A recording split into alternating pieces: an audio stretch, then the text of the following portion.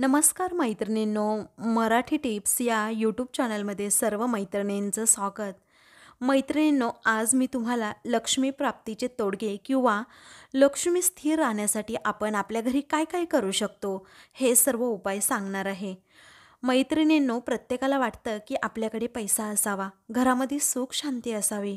पण आपण कितीही काम केलं, कितीही आपल्याकडे पैसे आले, हवं तेवढं यश किंवा हवा तेवढा पैसा आपल्याला मिळत नाही, तर या पाठीमागे मैत्रिणींनो खूप कारणं असतात. मी त्यावरचे उपाय सांगणार आहे, जेणेकरून तुमच्या घरामध्ये लक्ष्मी ही स्थिर राहील. मैत्रिणींनो, हा व्हिडिओ शेवटपर्यंत नक्की पहा. तर घरामध्ये दररोज स्त्री सुक्ताचं पठण हे झालंच पाहिजे. तुम्ही संध्याकाळी सुद्धा स्त्री सुक्त पठण करू शकता. त्यानंतर श्री विष्णूंची सेवा, त्याचबरोबर लक्ष्मी देवीची सेवा ही झालीच पाहिजे. कुबेर मंत्र किमान 11 वेळा तरी दररोज संध्याकाळी म्हणावा. त्याचबरोबर लक्ष्मी गायत्री मंत्र, त्याचबरोबर विष्णू गायत्री मंत्राचं पठण हे आपल्या घरात रोज 11 वेळा तरी किमान करावं. घराच्या किंवा दुकानाच्या दरवाजाला किंवा उंबरठ्याला कधीही पाय लावू नये, कारण साक्षात कालभैरवाष्टक आणि श्री गणेशाची कृपा आपल्या दरवाजावर आणि उंबरठ्यावर असते. आजकाल ऑनलाईन व्यवहारांमुळे घरी पैसे काही कुणी कॅश स्वरूपात आणत नाही.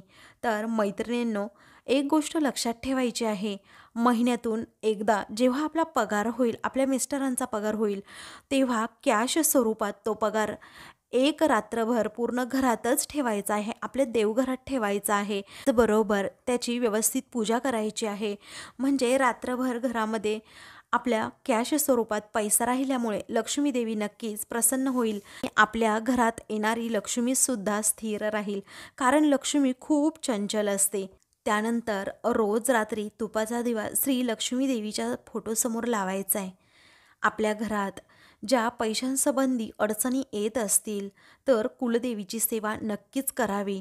त्याचबरोबर वर्षातून एकदा जोडप्याने कुलदेवी आणि कुलदैवत यांचं दर्शन नक्की घ्यावं, कारण आपली जी कामं अडत असतात, पण कितीही काम केलं तरीही आपल्याकडे लक्ष्मी येत नाही.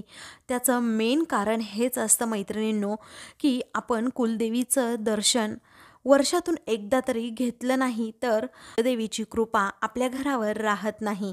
त्यानंतर आपण जेव्हा रात्री जेवण झाल्यानंतर भांडी वगैरे व्यवस्थित घासून ठेवतो, आपला किचन ओटा स्वच्छ करतो, तेव्हा काय करायचं आहे, 2 लवंगा, त्याचबरोबर एक भीमसेनी कापराचा छोटा तुकडा घ्यायचा आहे आणि त्या तुकड्यावर 2 लवंगा ठेवायचा आहे आणि ते जाळायचं आहे.